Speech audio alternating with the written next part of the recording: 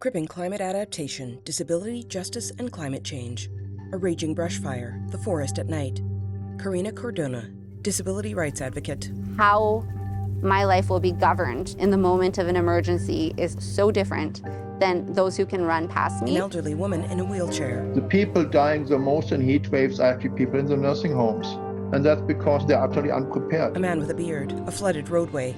From a disability perspective, when there's natural disasters, we tend to be one of the groups that's left out of the evacuation processes. A man in a wheelchair. In some cases, we're left for dead. A man in a wheelchair watches emergency vehicles pass his window. Around climate change, the whole world is needing to shift. And so planning for emergencies really is about how we're going to help one another in those situations and who's going to be ready and how are we going to prioritize and how do we train for that. And so a climate adapted future means that there's an awareness and understanding of the increased risk to disabled people's lives. Karina Cordona. We need to have systems in place and people need to be ready to help us. And not as like a pity, but I'm equal to you and I deserve to live. One person in a wheelchair turns their back on another. Nancy Hansen. Disability is chronically unexpected. We are the world's largest minority, over 1 billion people, 22% of the working age population of Canada. We have to start to expect disability, see disability as a natural part of the environmental landscape. And when we think of environment, it's not just the physical environment, it's the attitudinal environment too. People with varying abilities. Ellen Mankiewicz. Starting to realize how climate issues and disability justice collide and how they interact. So are we thinking about the unique needs of people with disabilities? You know, not just someone who looks like me, someone who's in a wheelchair, but there's people with disabilities with all kinds of unique needs, and we want to make sure that we're including them in the climate adaptation, you know, working with people closely to make sure the solutions that we're coming up with are accessible, whether it's planning for flooding, which tends to happen a lot in Manitoba, or any other thing that can happen as a result of climate. Animation of climate disasters. There's so much evidence that people with disabilities are disproportionately affected by climate change. It's quite clear, and you see it in mortality, and so just the data is there.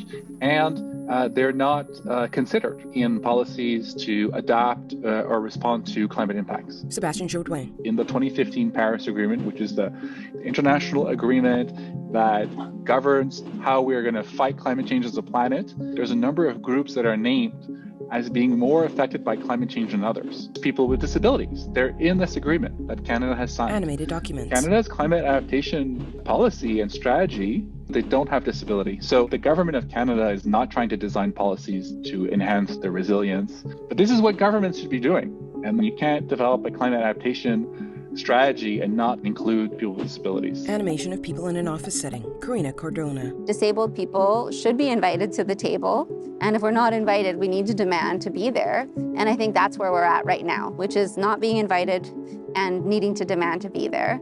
As these rights become enshrined, we have to figure out, well, then how do we actually implement them and how do we put them into practice? The key question is, what needs will you have in this kind of scenario planning? But also, what needs aren't being met yet? Because one of the things around disability justice and climate justice is that things that non-disabled people are so terrified of, a lot of disabled people already live. Like income insecurity, unemployment, inadequate housing, poor health. These are the things that people are concerned with, and we're already living that. In particular, Black, Indigenous, and other people of color who also live with disabilities are further impacted because of the intersecting ways that they're marginalized by our social systems. People with various abilities. A young blind man of color with a cane. A woman in a wheelchair wears a mask. Disability justice, for me, is about recognizing the inherent value in all human beings. Deb Patterson, theater maker. People have different ways of perceiving, different ways of thinking, whose brains work differently, whose bodies work differently. Each of us carries a thing of value that is needed by our society in order to enrich all of our lives. Outdoor festival. And that we each need the support and capacity to bring that gift to the world for our greater good. Two men in festival shirts. I didn't ask to be born with a disability. This is how God chose my life. Kevin Johnson, People First of Manitoba. I don't define myself as defective to start with. And I use disabled people to mean I'm socially discriminated because of my ability diversity, or I'm not fitting ability norms. Gregor Walbring. Everyone expects certain abilities, whether it's body-related ones, like some people expect to walk, but then it's also the ability to have simply a good life, right? Which is the ableism. A 1924 poster image, The Four Types of Mental Deficiency. Ableism is a set of beliefs that assumes that people with disabilities are somehow empirically inferior and evaluates a person's worth based on our ability to produce. A 1913 illustration of mental development, a mining explosion, heavy industry. Climate change and ableism share a similar worldview, that the Earth exists as a source of wealth. Any area of the Earth that isn't being exploited for its full monetary value is not serving the greater good in some way. Archive footage of workers in an assembly plant. The term fossil-fueled ableism describes this connection between the expectations of what bodies are for and climate change that dates back to the Industrial Revolution. A crowd of workers outside a factory. We call it the design apartheid. The Industrial Revolution happened. People's bodies became labor in a whole new way to produce profit. And if you couldn't do that in a certain way, we had to figure out what to do with you. And so we became institutionalized. Institution for the Disabled. And so cities built up without disabled people participating in them. And now, as we're dealing with climate change, we need to change that. A wheelchair on a pedestal. A lot of things that have been done to make the environment more environmentally friendly in general for the non-disabled population Nancy Hansen. has been developed without meaningful consultation of disabled people in the first place. And it acts to exclude people with disabilities. An urban bike lane. So, say if you close a lot of streets to motor vehicle traffic, that stops me from using that street. The new bike lanes that have been put in downtown Winnipeg that have little ridges in it that make it impossible for me to cross the street now. Nobody can drop me off near where those bike lanes are because they can't use them either. So there is this environmental ableism that assumes that everybody uses their body in the same way, that assumes that everybody stands up, is two-legged, and has a limitless amount of energy. City cyclists. Sebastian Jodouin. In my conversations with people in the field of climate change, talking to them about the importance of disability inclusion, I've received pushback. So I'll give the example of, for a transition to a low carbon society, we need a mass transit that's accessible to people with disabilities. So making your system accessible in the long run reduces costs and actually makes it more accessible, not just to people who have mobility or visual impairments, but people with strollers, people carrying their bikes, older people. It really does make sense. And I've had pushback from climate experts who would say, well, that would cost too much. And it's fascinating that someone who's a climate activist is saying, basically, let's invest less in mass transit. So some people do have these ableist ideas that a mass transit system can be okay even if it's not accessible for 15 to 20% of your population. Mass transit riders. Karina Cordona. For disabled people, our citizenship isn't fully realized. We're blocked from participation in society in so many ways. So with certain legislation that we have in place now, we're going to be working to reduce barriers.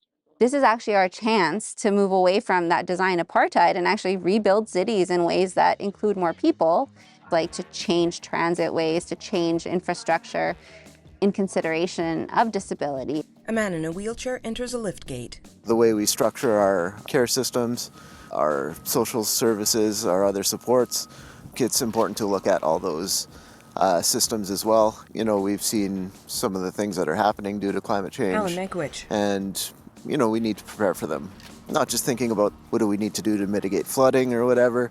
And we need to ensure that people with disabilities, they help co-create that better future and that they're not just an afterthought in some of these processes. The man exits the lift. Karina. Disability is administered by government and in society and is monitored in so many ways. It's shaped so much by policy. So when it comes to climate, it's one of those cross-cutting issues where it just requires lots of collaboration from different levels of government and is a very complex issue about how we live and who deserves what.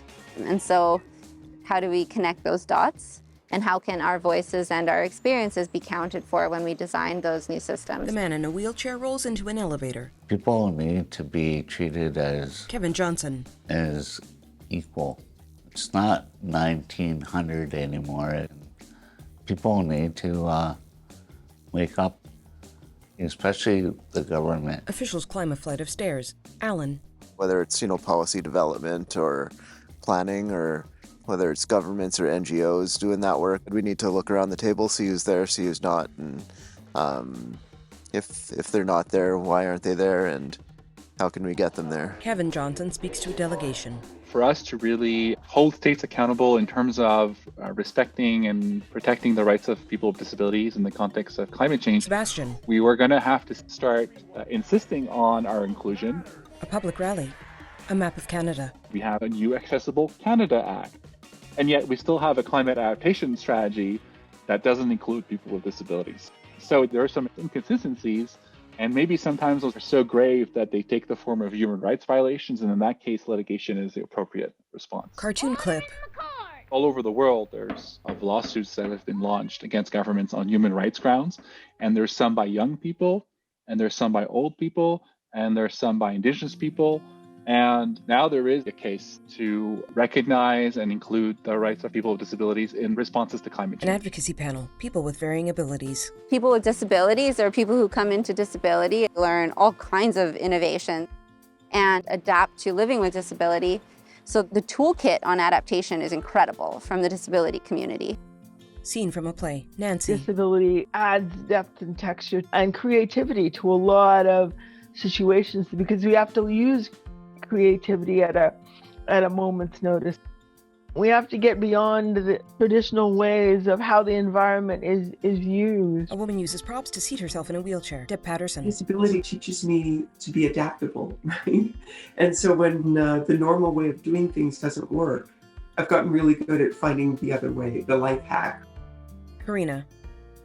Having a very limited set of options and figuring out what to do with it. You begin to view the world in a different way. It's a puzzle that you're constantly solving at so many intersections. Let's not miss out on all these, on this toolkit of ways of seeing that would be really interesting to apply in this situation. Deb. Addressing ableism allows us to address climate change. It's the same philosophy that addresses both of these dangers for collective well-being. An animation. And we can do that. We can do that. Prairie Climate Center logo. We got a lot of work to do. Credits. Directed by Karina Cordona and Erica McPherson. Written by Laura Cameron, Karina Cordona, and Erica McPherson. Edited by Erica McPherson. Assistant editor, Laura Cameron. Camera, Marcel Kreutzer. Copyright 2022.